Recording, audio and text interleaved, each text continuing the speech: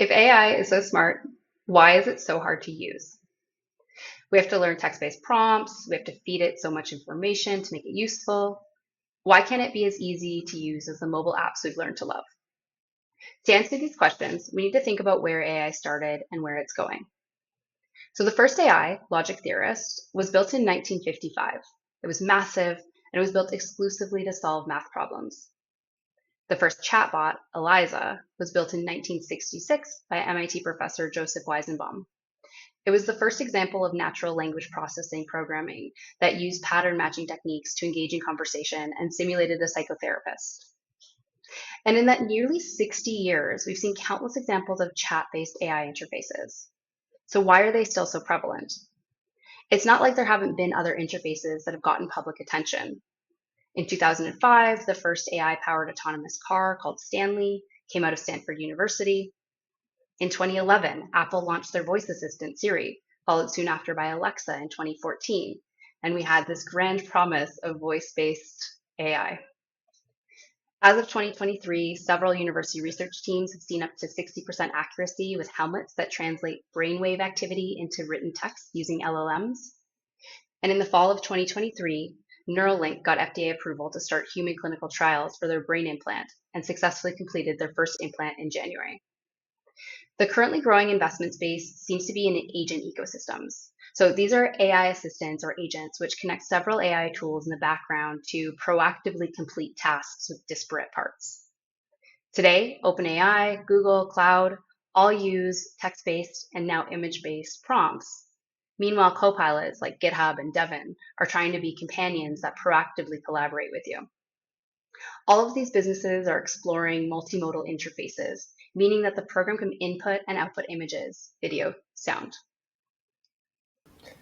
Where we are today is basically a ton of businesses rush to get their products to market. This has basically been an engineering-led push, and what we're seeing are basically prototypes of what the future might look like.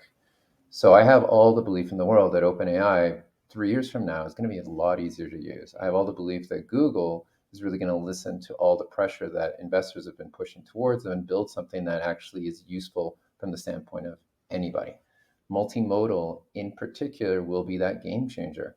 We spoke to somebody a couple of weeks ago where they really believe that multimodal will be the gateway to make the web more accessible, to overcome language barriers, to overcome age barriers. So there's a lot yet to come, and it'll be interesting to see where we go. Now, from the perspective of designers, a lot of them are waiting on the sidelines. They've been struggling. There's been a lot of layoffs. There's a lot of concerns about where UX goes from here.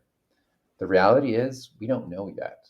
And that's really what we want to talk to our guests about today, because the fact is what the UX might look like 2 years from now might look a lot like what it looked like 2 years in the past, or it might be something altogether different. And it's going to be very exciting to watch this. Yeah, so we might not be living in the movie Her yet, but it seems like AI is starting to explore a range of different design patterns. Today we're going to be talking with Emily Campbell. She founded the Shape of AI resources. She is super fascinating. She's really lived through multiple iterations of technology design and has a lot to share about that. Emily is a product design leader and advisor. She's currently focused on helping companies establish AI design as a core discipline through shared principles, patterns, and practice. So she's a background in economics and research, and she combines a deep understanding of behavioral incentives and systems thinking with 15 years of experience honing her craft in digital design. So she's led design and research at Vendor and Book Club. She's consulted and coached design teams at Fortune 100 companies as a senior member of Envision's design transformation group and shaped experiences used by millions of people over her career. Today, we're going to be talking about the current and future state of UX for AI. Before we get into that, I'd like to talk really quickly about your current project. So you have a project called the Shape of AI. In one or two sentences, what is Shape of AI? And more importantly, why did you feel like it was necessary right now to do this? Yeah. Thanks so much for having me. I'm so excited to chat. So the Shape of AI right now is a library of patterns that I'm seeing emerge in products that are incorporating AI, and particularly generative AI. And the reason I created it was I was starting to see things change really quickly, and I needed to wrap my head around it. And I'm seeing it change on a number of levels, but the most obvious is at the interface level. And the way I process things is just by putting my thoughts out there, trying to create some structure. And part of the reason I'm really excited for this conversation today is I'm assuming a lot that's in there right now will no longer need to be in there a year from now. Either it'll be we've moved past it, or it's become commodified, or we're on to new patterns. But right now, it's just is kind of that. This is what I'm seeing at this moment. Let's start Yeah. talking. So to that point, a year and a half ago, a little less than that, ChatGPT started a huge hype frenzy in terms of AI. It is in the public dialogue. My mom's even talking about it. But we're still living in this cursed text-based prompt interface. Please tell me that's not our future. I don't see that being our future. And we're actually seeing these companies start to evolve away from that pure conversational chatbot type interface, even just today. ChatGPT has been rolling out some new patterns that make it easier to not just feel like you're staring at an open canvas. There's really good benefits to that as well, though. And I'm sure we'll get into. It can help companies learn what people are looking for. And it does get us past this feeling that we can only do what the interface tells us we can do. We now can go deeper and interact with the product and the data ourselves. But yes, we need to have more structure and more predictability for people who come in and don't know what to ask, don't know what to look for, and more importantly, don't know what to do when they don't get what it is that they're expecting back from the system. So what are you seeing in terms of interface changes that are most exciting to you right now? AI as a product functionality is showing up in a few different ways. You have some that are just pure AI products. Then you have some that are, let's call it like augmentative. Did I say that right? They augment the current user experience from what you would see in a sort of traditional screen interface that we've been used to over the last 10 years, but it allows you to interact with it differently. And then there's this kind of like adaptive aspect to it that you can personalize your experience and essentially have a interface that exists only for you. And that I think we're going to see expand. So let me like run through these really quick and say what I'm seeing at the interface level. The pure AI product, that's where we're seeing this text-based experience. At the product level, it's what you think of if you log into Claude.ai or into Julius or into certainly ChatGPT. And we're also seeing that at the feature level in the form of these agents and chatbots and co-pilots that are showing up. So the dominant interface pattern there is certainly conversational. But already we're starting to see things like multimodality show up. So I can choose, do I want to see images? Do I want to see links? Do I want to see summaries? I can add inputs into that and guide the interface to what I want it to create for me. Midjourney is a great example of a product that literally started in a chatbot built through Discord and now has a web-based interface. So that's one area where we're seeing a lot of rapid change. For the aspects of AI that are augmenting the current experience, this is where we're seeing a little bit of that ability to take the current product experience like Notion and interact with it through that text-based medium. So add a column, here's a prompt, give me this information. Summarize this for me. We see this in like Zoom and in Gong and Grain, the video tools that are giving you summaries back, summaries on PDFs. So it's this layer on top of what exists that's letting you go deeper, summarize, synthesize, or direct, but it's very much integrated into the product experience.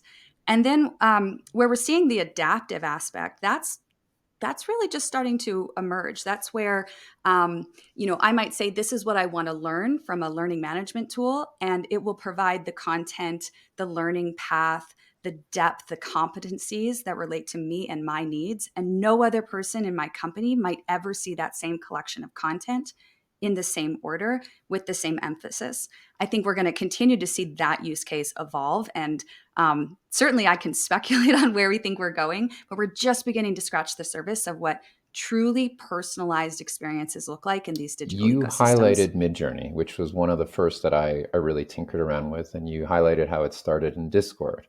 Now, Discord has a very distinct audience that loves to use it. People love or hate that interface. But now it's looking more and more like Getty Images. Are we going towards a future where the products are just going to start normalizing back to design patterns that we had pre-AI? Or are they going to start branching into like, this is an AI product, this is an AI augmented product, this is an assistant? I think I can answer this by saying yes and I don't know, because we will see the patterns start to become more permanent, more commodified, more consistent. And a lot of the patterns that we see in our products today exist because they work really well. So, where we're able to kind of draw from those best practices, of course, we're going to see designers work through that. Part of the reason we're in the situation we are right now is designers have not been as involved in the process of getting us to where we are as we need to be and as we will be moving forward. So you have a lot of products that have been driven by either engineering first principles or business first principles, or copycatism. I mean, one of the reasons why everything is a chatbot right now is because ChatGPT is a chatbot, and it's easier to replace your interface with one that already works, so you can vet, your core product, your particular take on an LLM or on a tuning of an LLM, and so on. But we're also going to see new patterns emerge and start to solidify as well. Because what's different with AI that we haven't had before is, as a user, I'm now an agent in my own experience. I can tell the screen what I want to see. I can tell the algorithm that I think it's wrong. I can direct it in a new direction. I can ask it, can you give this to me in a different modality? Can you give this to me as a video? Can you summarize it? Can you produce something for me? That is a capability that users have never had before. And so it's going to make sense that some of our old patterns aren't going to work for those use cases. And we're going to need to invent new ways of letting people interact with the data and with these programs in ways that are completely unfamiliar to the average person.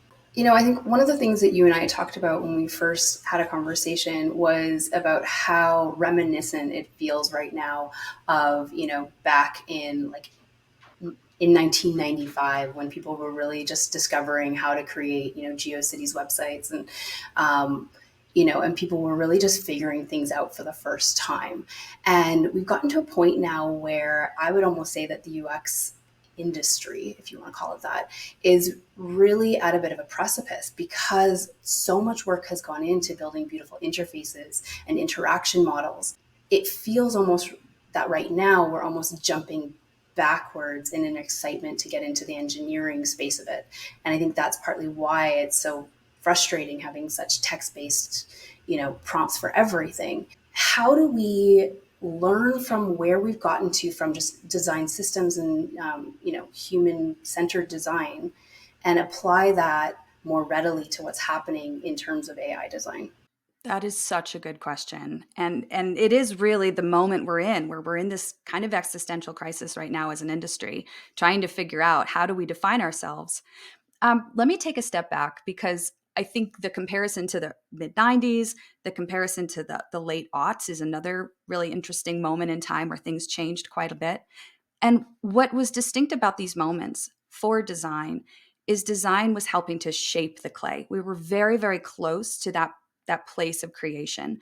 For example, I got into digital product design right around 2009, 2010, as responsive design was taking off. And at the time, we didn't have the tools to be able to mimic a responsive layout in some beautiful web product. I mean, we were all using Photoshop, which, like, let's not go back there. And so myself and many, many designers I knew, we learned how to work with the medium. We learned basic HTML and CSS, even if we just kind of needed to hack our way through to be able to convey our intent. And I don't necessarily see designers racing to the engineering side to stop being designers. What I'm seeing is people wanting to get closer to that moment of creation, to that medium, the actual material of what it is we're designing with. In terms of how we think about what this means for design as a discipline and as a craft, design will change. All of our jobs are going to change. That's not a bad thing, because our jobs need to change to allow us to do what is central to our jobs, which is conveying some sort of intent, some need to shift behavior, heighten some incentive, whatever it is that we use to help people nudge their way through the maze of these interfaces. It's going to change because the way people manage through those interfaces, what data and information they have, what they're trying to do is shifting. So when I think about what designers need to do next, it's two things. The first is start to understand how these tools work. That doesn't mean you have to learn how to build them, but understanding the limits of the various models that we are working with, understanding how the different tools, and I'm going to put this in quotes, but think, how they process information, how they respond, what their personality is. That's critical. But we also need to remember that we have this human-centered skill set for a reason. It's not going away. This is still people interacting with data. It's still people interacting in an unknown space. It's still companies trying to drive behaviors and incentives. And as designers, it's still going to be our role to say, what is the individual within the system trying to achieve? What are the constraints they are operating under? What is the information they don't have? And then by understanding how these models operate, we're going to be much more informed to guide people to the outcomes that they're seeking in a way that reduces harm, is accessible, is easy to use, and is delightful, and most importantly, centers on their interests. So if I were to leave anybody listening to this with any little takeaway already, it's this: go out and use these tools, use them as much as you can, use them in situations where maybe it doesn't feel like a natural replacement to how you might do some task.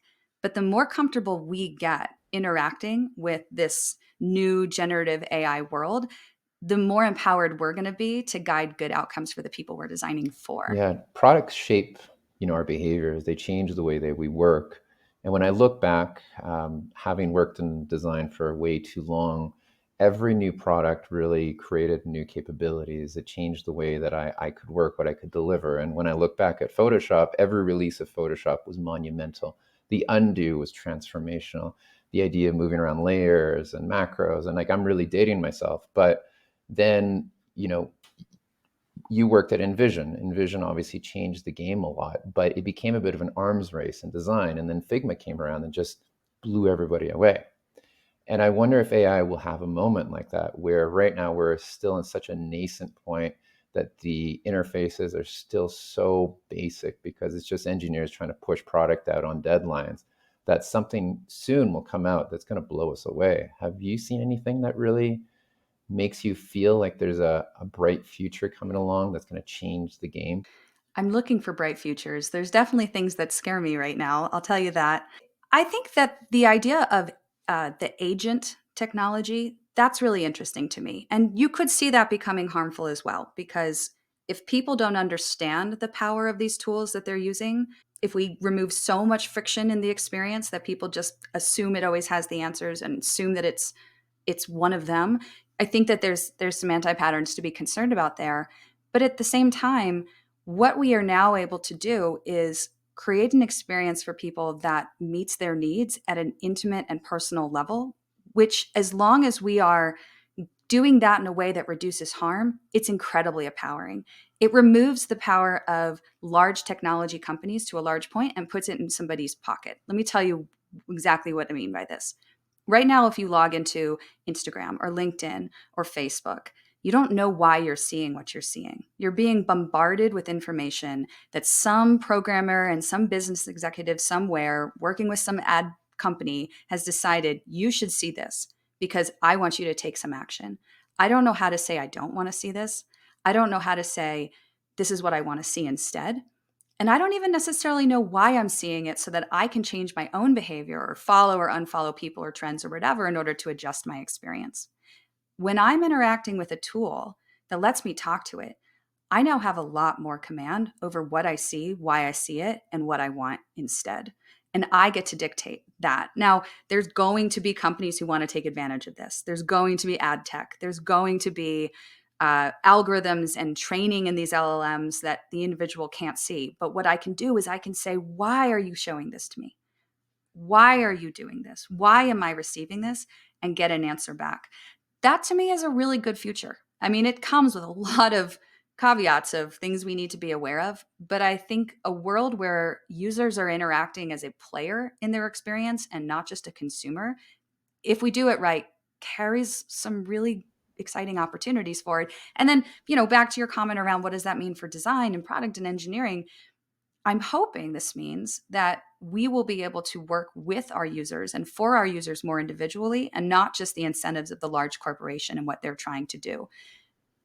It's not always going to be perfect. There are AI tools right now that are doing not great things in the world. But generally speaking, we are now beholden to what the individuals are trying to do in the system and how that relates to what the system is trying to do with the user, and less the business incentives alone in terms of what we're working on and what our outcomes are. I Yeah. hope. Now, one of the big differentiators about these AI tools is the ability to respond, react, ask for clarification and such. But when I think about that, I think about those annoying YouTube notifications that are like, was this notification helpful? I think of NPS, I think of follow-up survey. In my experience, I've not seen a good design pattern at least, to make me engaged with the idea of interacting with the quality of a response. So there are two patterns that I've started to identify. One is called tuners, and the other is wayfinders. And then there's sort of smaller patterns within that. What you're describing is another pattern, and that's the like thumbs up, thumbs down. Yes, this is what I wanted. Whenever I see that, I assume that's the company saying, am I training my data correctly, and not, did you have a good experience? And I just ignore them. I do not trust them to actually shape my experience. But what tuners and wayfinders do is they help me as a user understand what the information is drawing from and how I can respond and get something different. So let's talk about tuners first. This is this idea of having the ability to put prompts directly into the system without me having to know exactly how to write them. So maybe I write something, but I say, make it shorter, or use this tone of voice that I've saved instead of this tone of voice, or use this reference when you're trying to create the answer. I'm going to upload a PDF document of something I wrote, and I'd like you to summarize this in a tone that's similar to the way I've written this in the past. The challenge that people have right now is they don't know what they can change and how to change it, or if it's wrong. And so they're not empowered to do that. But the more we get these patterns that expose the power the individual has, the more the individual is going to get comfortable with that. The other pattern of wayfinders is nudging the user to take action when they're staring at the blank canvas or not sure what to do next. So I've spent a lot of time interacting with GitHub's Copilot, for example, which allows you to not just write code with it, but ask it questions about your code as you're going through the process of constructing some document. I can say to it, why didn't this compile? Why did I get an error? Can you show me what I could be doing differently? Tell me what you would do here. Is there a more efficient way to do it? And because the tool is constantly talking to me and pointing to the code, I'm not just like chatting with a chatbot. I'm interacting with the chatbot in this common goal of writing something and trying to get it compile. And let me tell you, I'm not an engineer, and I've been blown away by what I've been able to achieve just by working with this tool. So I think those are the patterns that we should be relying on as designers, the things that give somebody the confidence to take action, or give them the information to know, hey, there's an opportunity here for you to make it better, and you have the power to say what to do next. In the research and strategy work that I've done, especially when it comes to emerging technology or AI in particular, when people are asked to sort of conceptualize something that is unknown or foreign to them, they get very apprehensive, or they kind of, will maybe dabble in the simplest of ways. So things like what you were saying, like wayfinders, that makes a lot of sense. But when it comes to something like tuners, how can designers overcome that hurdle? Because when you're talking about even the GitHub Copilot, I'm thinking back to, interviews I've had with people where it's like, yes, this is immensely helpful, but you are still putting extra work on someone that maybe they wouldn't have been asking those questions in the first place. They would just be expecting that perhaps someone else would do it, or these tools would do it for them, because we've become very accustomed to using technology that makes our life easier rather than adds that kind of friction. Yes, I share that concern. It's one of the biggest critiques I have of the current iteration of AI tools. And I think part of it, again, comes back to we've been in this just race to the starting line where companies are throwing these products out there, many of which don't need to exist, and certainly most of which are not thoughtfully designed through like an actual user journey. What is somebody trying to achieve? But there are a few things changing very quickly that I think will help here, particularly within the space of companies introducing AI into their products versus the sort of vanilla models of ChatGPT and Claude and so on. One of the ways that we're starting already to see this evolve is adaptive AI. And adaptive AI or contextual AI is this sense that I'm not going to wait for you to tell me exactly what to do. I'm going to anticipate what you might want to do and maybe check in and confirm with you. So let's go back to that GitHub example. Right now, I can be in my little code editor. I can have my chat. Am I asking the right questions? Why am I having to tell it to do all these things? That's a ton of friction. But if I highlight code, it automatically pre-populates some questions that I am most likely to ask about that. And then it's just a click of a button to go through and actually ask that question. So I might highlight code, and some of the samples it might give me are, why are you choosing this particular formula? Or how did you shape this formula? It anticipates that for me. It's like a conversation. If I was talking to you and we were going back and forth on some issue, you're already anticipating in your mind what I might be asking next so that you're ready to respond when that comes up. And we're starting to see these systems begin to adapt in that way. Along that is the personalization. So if I always take action B after action A, the system should learn that and it should anticipate that. Now, the trade-off is you don't want to assume that that is the action someone wants to take. And so we get these kind of like progressive disclosures and, systems that learn with you and grow with you over time until you get to that hyper-personalized experience. And we are seeing that pop up in both the way to sort of save your tone of voice, save your prompt. ChatGPT is apparently going to be rolling out a feature pretty soon where they will actually show you what it knows about you. So as the system gets to know you better, you'll be able to go, oh, interesting. It knows that I have 2 kids, and it knows that I live in the Southwest, and it knows that I like tacos. And, if I ask it, what should I have for dinner tonight? It might say, hey, have you thought about tacos? Because it already knows this about me. There's some really interesting indie tools that are playing around with this at an extreme level. One is a tool, Kin. So I don't know that it's publicly available yet, but this tool, it gets to know you personally, and it actually builds a map of what it knows about you that you can look at and say, oh, interesting. I want to actually delete this. I don't want you to focus on this aspect of me as we go forward. That's in the consumer space. But then you apply that to like the workspace. If you know my role, you know my level, you know the team I'm on, you know what projects my team are working on, you know the information that's coming in about that, and you know my business goals for the month or for the quarter, you're going to be able to anticipate what I need to do on a Monday when I log into my CRM and I look at somebody's name and I have a call with them on Thursday, and already anticipate what actions I might want to take. We're just not there yet, but we're going to be there faster. What you're than we know. describing sounds amazing, but it also sounds less and less like UX and more like service design. And one of the things historically that's happened is when new tools come online, basically the talent needs to move up to another tier of problem type.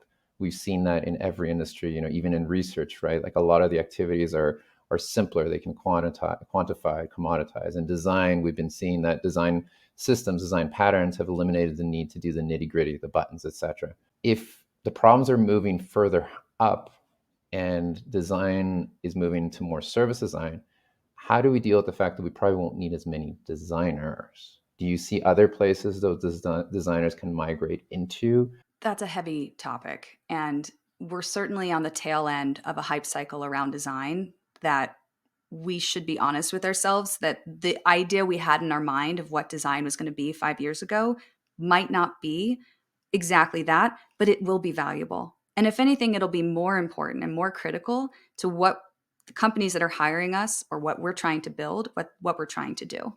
I want to actually stick a pin in one thought here and come back to it, which is the difference between junior designers and people who are later in their career, because I do think that that's going to be an area where we do see a bunch of friction. But for a mid-level career, somebody who's maybe been in a design for 3 to 5 years or a few years after that, our jobs aren't going to go away. And many of us are still going to be working on these products. Remember, there are these core AI products, but there's also AI that exists within this larger system. And that's still going to be a very dominant part of how we interact with technology. So there is an aspect of which doubling down on our craft and tying our craft to strategy and understanding the ways that AI will adjust the strategy and the incentives and the systems that we're designing within is how we can create some security in our jobs. The actual day-to-day of our work and the core competencies of our work is, at least in the short term, next 5, 6, 7 years or so, not going to change dramatically, I think. I hope. Another way of thinking about this is what we've considered the product is maybe not the whole product. Maybe the product, the experience, or the interface of just this tool that we can interact with on our phone or on our computer doesn't have the boundaries that we have respected as these boundaries of what we do in the same way. So, like, you talk about service design, and I think that's a great parallel. But why do we think about service design as separate from product design? Because for a customer, anytime I'm interacting with you as a company, anytime I'm trying to get something done, whether I'm talking to a human or a computer, whether I am interacting over the phone or interacting at my screen, whether I'm talking to somebody who's on my account team or I'm interacting with something that someone I've never met has created for me, it's still my experience interacting with your brand and using the services and products you produce to achieve some outcome. And that's what I am starting to see and have been seeing for quite some time in this full experience thinking about the customer experience, the user experience, the product experience. And as designers, we have an opportunity to say, are we simply here because we're designing screens? Or are we here because we're designing for outcomes, because we're designing for people and what they're trying to achieve? And if it's the latter, and some people love just creating screens and digital experiences, and I don't think that fully goes away, but for many of us, particularly those of us in the UX and the product design space, I think this is actually a very liberating moment for us to say, how can we have that seat at the table by maybe remembering the table is a lot bigger than we've been treating it as. And that goes beyond just the customer experience, shaping employee experiences, designing for internal tools, designing for what a life cycle of a customer looks like over time. How does my interaction with this change as the system gets to know me and my team, and as the data improves and as our use case improves?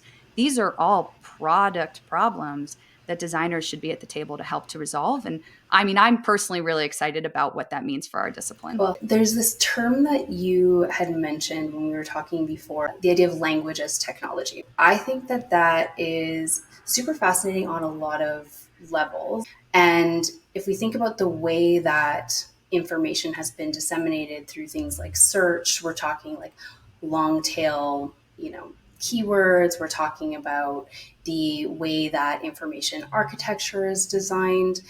And through these GPTs, the way that that information gets disseminated will become so different. And I think that's really incredibly fascinating. And so what do you see the role of the designer when it comes to these just fundamental shifts in the way that language is used? I'll start by suggesting that anybody who has not read the book Conversational Design by Erica Hall should go and pick it up this afternoon. Because what Erica does is she presents this idea that an interface is not the same thing as a screen. An interface is how you interact with some information that is foreign to you, that's not coming from you. And if we allow ourselves that mindset, to answer your question, it's incredibly empowering, again, as designers, to think about how we shape these experiences and shape these outcomes that we're working on. And so when I say language is a technology is something that allows me to do something more than my innate capabilities. So I cannot push a nail into a wall with my palm. I need a hammer. The hammer becomes a tool that allows me to put this nail in the wall. But a hammer is a really terrible tool if I'm trying to chop potatoes, right? So our tools need to meet our needs, and language is similar. The ways that we talk about what you're trying to achieve and how we interpret that request and how we respond, the tone, the amount of information, the technical context of that information, the supportive information to that request, that's going to have an outsized impact on how well my response allows you to actually achieve some outcome, some goal. And so the ways that we have used this so far as design is to talk about things like a pattern language, use common language for components. So when I say, hey, I'd like you to build a primary button that has a loading state that lags for our variable of short, dot, dot, dot, I could say that to an engineer. And as long as we have a common language and a common system, they can know what I'm saying without me needing to show them. So language becomes a technology of communicating intent. When we think about a user who says, oh my gosh, I'm so frustrated. I have this customer service problem I need to get solved. I don't know really how to describe it. I don't know who I should be talking to. And I don't necessarily know what better looks like. I know I'm in pain and I know I need help. So our ability to say, this is the baseline information we think we need in order to get you to the right person. This is how we frame the options you have to guide us towards your ability to tell us what you're seeing and what you're experiencing. This is the order of suggestions that we give you based off of which we think are most relevant to actually solving your problem. This is the tone of voice. This is how technical our response is. If I'm talking to an engineer, I'm going to be far more technical than if I'm talking to my mom. Those are design problems. And they use language to help us infer and communicate and respond in a way that actually moves somebody forward in trying to achieve some goal. But I think the tenets of conversational design are really critical now, not just because this chatbot interface is this dominant interface in this AI world, but more importantly, because people now can interact with data and communicate with data directly. They're no longer relying on buttons and forms and screens and clicks to get to where they want to go. And so we have to get a lot more comfortable with the psychology behind how people interact with data, what people are trying to do, and then how we can guide them towards an output. All of us that work in design were enamored with the movie Her. It pointed to a future of, AI and love and agents. But let's have a reality check. It's been over 10 years since Siri came out, and bots have been here forever, and they failed. It makes me wonder if text-based conversational interfaces are the right interface for B2B and at least, E to E. But that voice ultimately will be where the average person will finally get an entry point into this. Well, first, I think that Siri is the most disappointing AI tool I've ever interacted with. And I could go on to that for hours, but it does represent this kind of trough of expectations that we've been in with these tools. I think maybe the question, if I were to reframe it, is less around one specific modality as the right solution and more around the idea that the multimodality is going to be the best solution because it depends on the situation you're in. If I am driving my car on the way to a meeting, then text-based communication is a terrible option for me. It's inaccessible to me. Another great book that people should read is Mismatch by Kat Holmes at I think she's at IBM. And IBM's inclusive principles go into this in great depth. The ways we think about accessibility extend to our circumstances and our context. If I am in a foreign country and I can't speak the language, then text-based communication is maybe not the right solution for me because I cannot ask my question in the language of the person that I need to communicate with. In this case, written text that can be quickly translated or even a picture might be the better alternative. So mapping the context that people are going to be interacting with products and information to the right modality to help them solve their problem with a degree of contextual awareness, personalization, and preferences, I think is really the solution we need to go to. I'm actually really excited about what's happening in this device world. I'm not on the hype train. I don't necessarily think every single device hitting the market is like, oh my gosh, how did we live without this until today? When I think about the ways that immersive technology can add added context to our lives, put aside the ethical considerations because there are real ones in terms of privacy and so on. If I'm wearing glasses and I'm in a foreign country and I'm at a train station and I can quickly glance around and see, oh, I actually now know which platform I am on. I know what train I need to go to, and I know what time it's leaving, then that is now turning me into a superhero. I have powers I didn't have before. Now, if I need to go and ask a conductor, excuse me, I'm looking for a different train, my glasses don't help me. I can't speak the language that I need to communicate it in. But maybe I can intuit, okay, she's in Japan. So the language you need to translate to is Japan. And she's in a train station. I can see that from these visual cues. So I know who she's likely to talk to. And maybe I also have some information saved to her phone that she has a train to catch at 2 p.m. Now, when I quickly type in, hey, can you help the conductor tell me if I can catch a later train? This device has all of this information, contextual information. And going back to the earlier question of like, how do we make it so I'm not having to do all the work? This has now taken all of this work I would need to do and turn it into a single request that can be as small as a suggestive button that I could press and then have the request pop out onto my phone. So I think we're moving. I mean, we're so early, but we're moving into a world where this multimodality, this contextual data, subject to me trusting the system, right? Like there's a lot of work that needs to happen there. It's incredibly empowering for the user. And as designers, it's our job to sort through which of these signals matter the most in these situations so that it's useful and not overwhelming. Why now though? Like what are the signals that you're seeing? Because I remember back in the late 2000s when augmented reality became really popularized. I was working in an ad agency at the time, and it was like, oh my gosh, we need to start using AR in every campaign.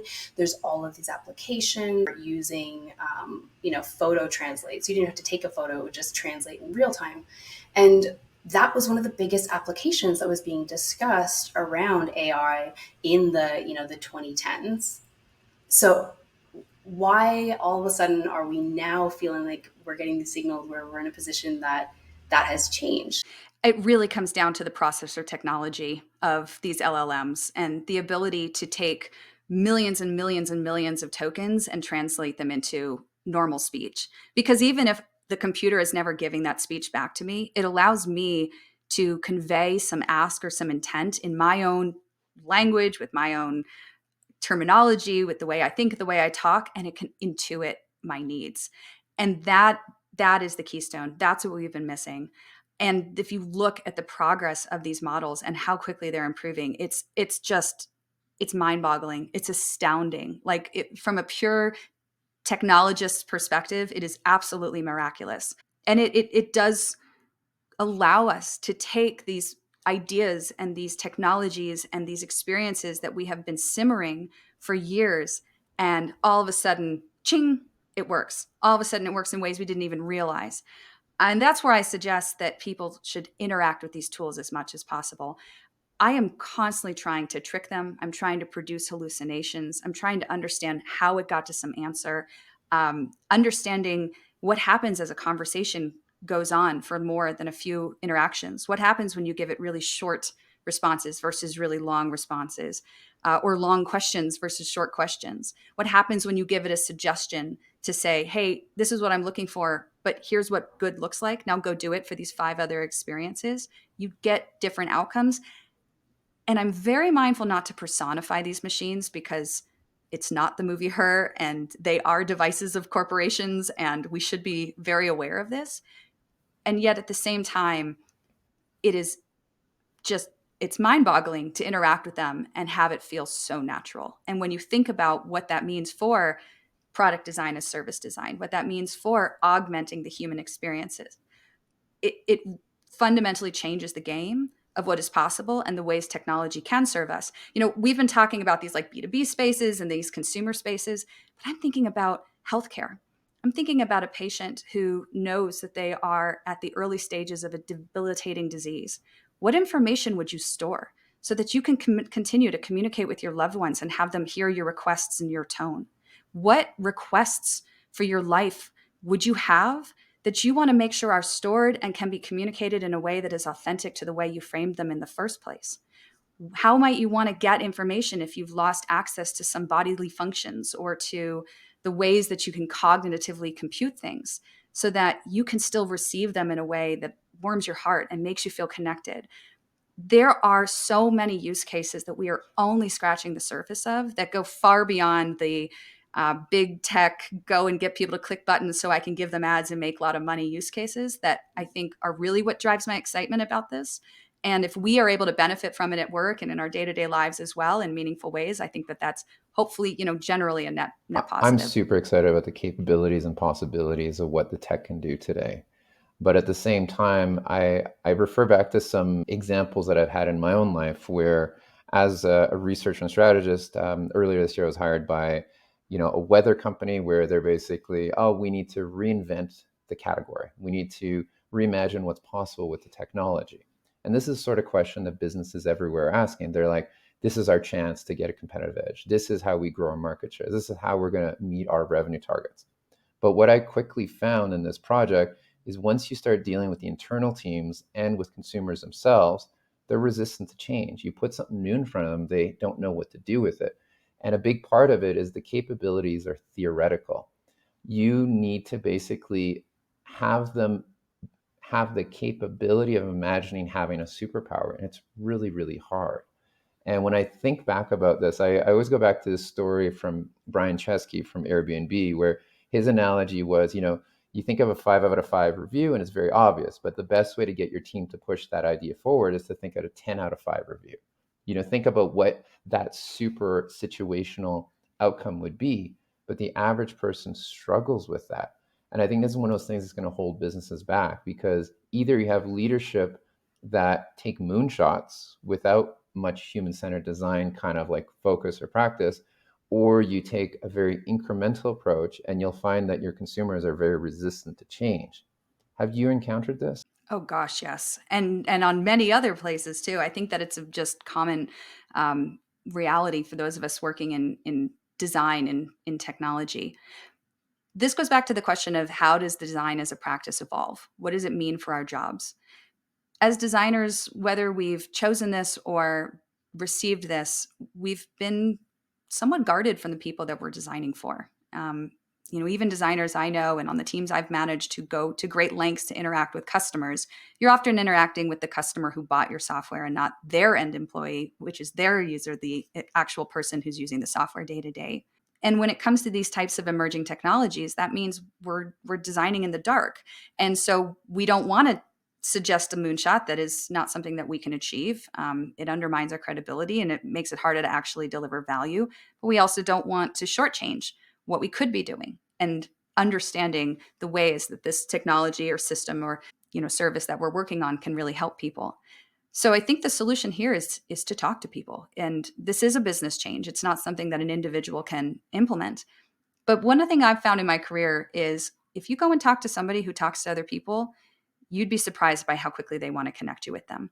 Marketing teams who are out in the market talking to people who are prospects. If you go in and just have a conversation, not trying to test your product, not showing prototypes, maybe there's some privacy issues or security issues that you have, but just talking to them.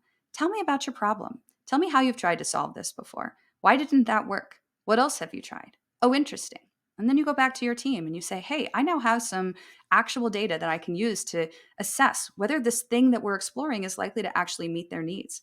And then start to beta test it, play with the model, get to a prototype as fast as possible with real data using something like GPT. We're going to see tools pop here really fast. We are going to see, Figma, I love Figma. You guys are great. Love your product. It's not the end solution for what we're building. They are going to evolve, but also new tools are going to show up in the market that let you interact with these LLMs and with the data in real time and design the interfaces around them so that you can test them, pressure test them, and vet your thinking. So talk to people, make that a cycle. Talk to people, come back to your team, come up with more questions, go and talk to more people, and then take those learnings and put them into the product design. Get your thinking, your bets, your assumptions, your constraints out in the sun as fast as possible. And this learning cycle is now going to speed up. I think that's a good thing. Our tools will catch up. That's a very good thing. But in the meantime, the fastest way to break through institutional debt is to just go talk to the people you're building for and the people paying you money. Emily, I think that's such an amazing point and input. And I think from my own personal experience of going out and talking with end users, I think the biggest thing that I've heard so loudly, especially when it comes to utilizing new technology that their business is sort of forcing upon them, is this constant idea of underwhelmingness or not actually delivering on the promise of what it is. And so I think for me personally, I'm really excited to see more of that adaptive technology space where it doesn't necessarily need to be one solution fits everything for everybody.